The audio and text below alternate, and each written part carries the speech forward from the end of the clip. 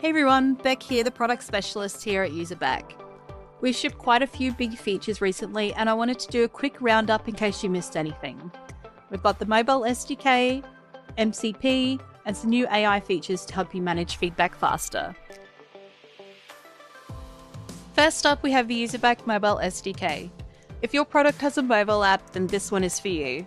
Your users have probably been reporting bugs and sending feedback through email, App Store comments, or just not at all.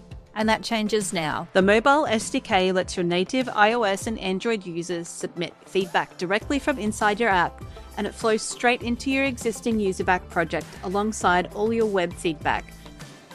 The free submission captures a screenshot, console logs, and network requests, so your developers get everything they need to reproduce the issue without chasing anyone for more details. Your developer connects the iOS or Android SDK to a button inside your app.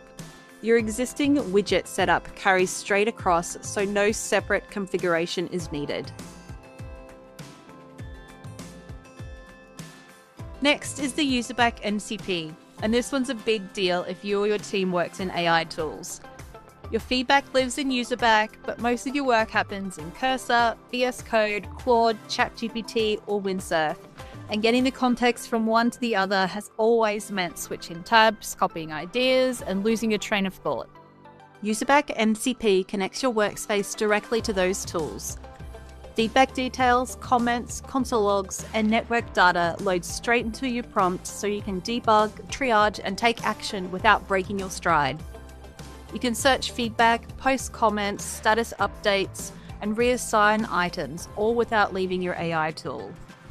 When you resolve something, it updates in Userback in the same step. Head to the Userback Docs page to get Userback connected with your favorite AI tool.